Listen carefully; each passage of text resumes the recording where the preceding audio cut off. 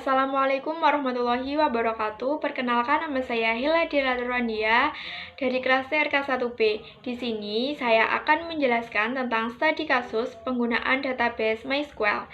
Studi kasus yang kami gunakan adalah sistem database perpustakaan sederhana.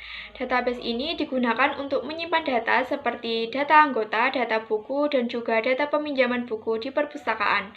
Pada kesempatan kali ini, saya akan mempresentasikan hasil praktikum basis data dengan studi kasus database perpustakaan menggunakan MySQL. Jadi, pada praktikum ini kami akan membuat sebuah database sederhana yang akan digunakan untuk menyimpan buku pada perpustakaan seperti data buku, data anggota, dan data peminjaman agar bisa disimpan dengan rapi dan gampang dicari. Yang pertama, kita akan masuk ke MySQL terlebih dahulu.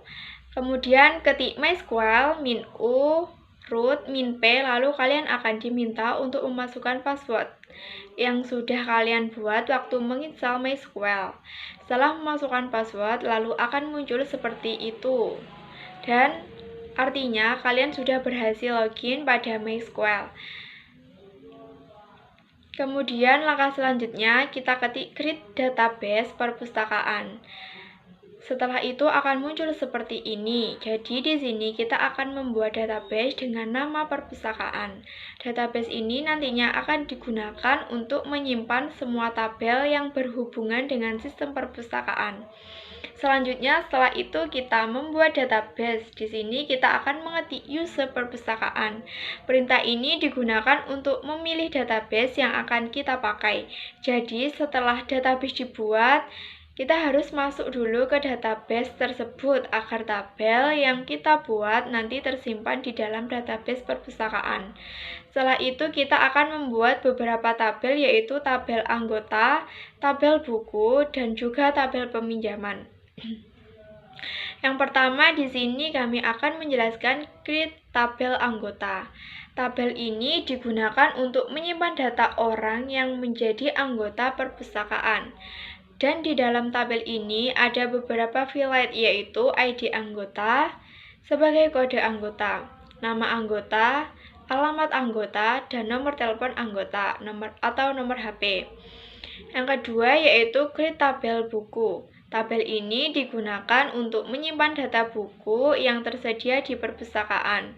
Di dalam tabel ini terdapat ID buku, judul buku, nama pengarang, tahun terbit, dan jumlah stok buku.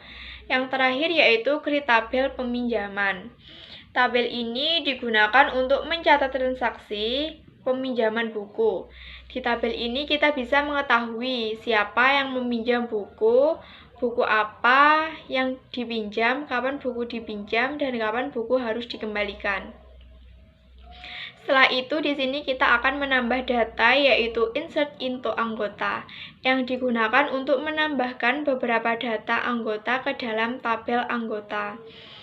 Ada juga menambahkan data buku, insert into buku. Perintah ini digunakan untuk menambahkan data buku ke dalam buku. Yang terakhir yaitu menambahkan data peminjaman. Di sini digunakan untuk mencatat transaksi peminjaman buku oleh anggota. Setelah itu kita masukkan data-data tersebut. Untuk melihat data yang sudah kita masukkan, kita dapat menggunakan perintah select anggota, tabel buku, tabel peminjaman. Dan untuk tabel terakhir ini merupakan tabel yang menggabungkan beberapa tabel sehingga dapat menampilkan informasi yang sangat lengkap.